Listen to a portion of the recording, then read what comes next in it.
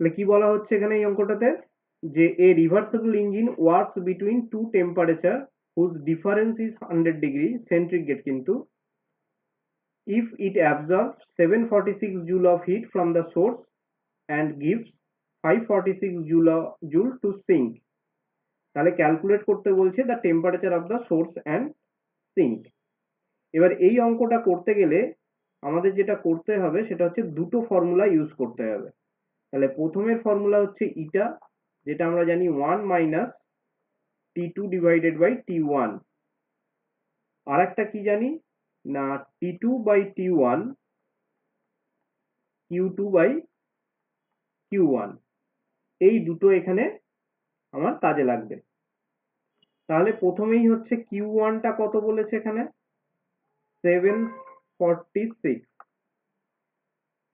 Q2টা বলেছে কত 546, আর এই T1 মাইনাস T2 এদের ডিফারেন্সটা বলেছে কত 100 ডিগ্রি সেন্টিগ্রেড।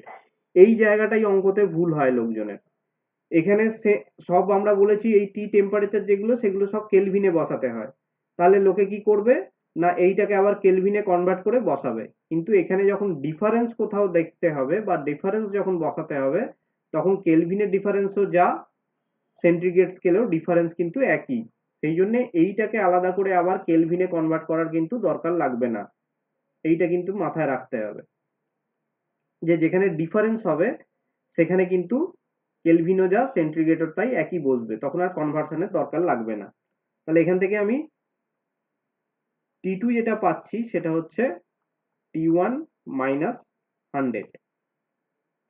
এবার সেকেন্ড ফর্মুলাটা যদি ইউজ করি যে T2 বাই T1 সেটা হচ্ছে Q2 বাই Q1, তাহলে Q2 হচ্ছে এটা Q2 546 ডিভাইডেড বাই 746। এবার এখানে যদি আমি বসিয়ে দিই যে T2 এর জায়গায় এই ভ্যালুটা, তাহলে T1 minus 100 divided by T1 equal to 546 divided by 746। তাহলে এই ক্যালকুলেশনটা যদি করা যায় বা তোমরা যদি বাড়িতে করো তাহলে দেখবে এটা বেরোবে 373। এইটা যখন বেরোবে তখন কিন্তু কেলভিনে বেরোবে। এবার এইটাকে যদি আমি এই রিলেশনে বসিয়ে দিই তাহলে T1 যেটা বেরোবে, এইটা বেরোলো T1, এটা হচ্ছে T1, আর T2 যেটা বেরোবে সেটা হচ্ছে কত না 273 কেলভিন। এইটা একটা অঙ্ক। আর একটা কার্নোট ইঞ্জিনের আর একটা টাইপের অঙ্ক,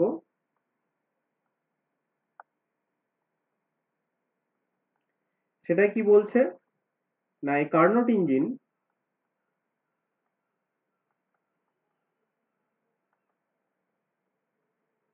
operates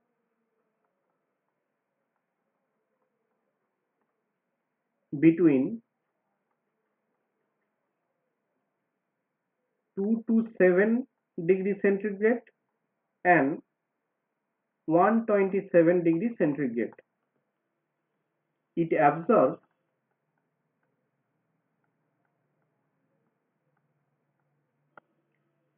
6 into 10 to the power 4 calorie at higher temperature.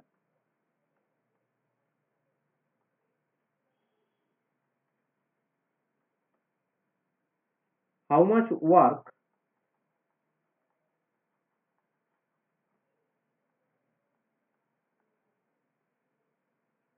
per cycle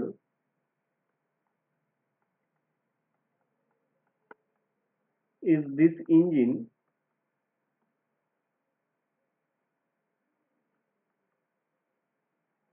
capable of doing?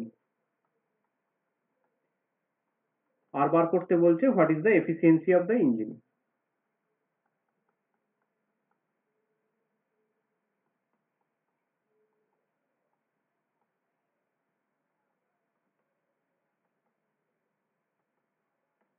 তাহলে কি হলো না এই কার্নোট ইঞ্জিন অপারেট বিটুইন দুটো টেম্পারেচার রিজার্ভারের টেম্পারেচার বলে দিয়েছে, ইট অ্যাবজর্ব কত 6 into 10 to the power minus 4 calorie higher temperature রিজার্ভে ও অ্যাবজর্ব করছে, আর কতটা ওয়ার্ক ক্যাপেবল এই ইঞ্জিনটা করতে, মানে একটা এই ইঞ্জিনটা কতটা ওয়ার্ক করতে পারে সেই জিনিসটা বার করতে হবে, আর তার এফিসিয়েন্সি কত সেটা বার করতে হবে।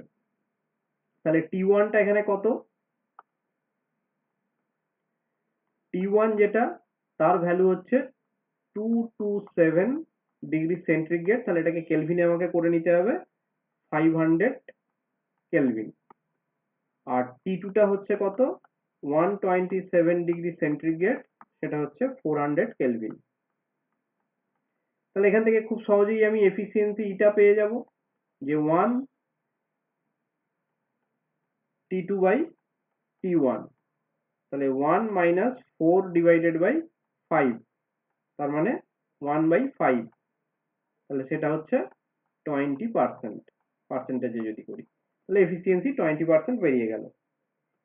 এবার এফিসিয়েন্সির ডেফিনেশন অনুযায়ী কি বলছি না, work output divided by heat input. তাহলে এখান থেকে আমি ডব্লিউ পেয়ে যাব যে টোটাল ওয়ার্কটা কতটা ক্যাপেবল, তাহলে ডব্লিউ ইকুয়াল টু হচ্ছে ইটা ইন্টু কিউ, তাহলে ইটা হচ্ছে 1/5 বা 20%, আর কিউ যেটা সেটা বলে দিয়েছে 6 into 10 to the power 4 calorie. তাহলে আমি এখান থেকে যেটা পাচ্ছি যে 6/5 into 10 to the power 4 calorie. তাহলে ও এতটা ওয়ার্ক করতে পারে আর ওর এফিসিয়েন্সি হচ্ছে এইটা।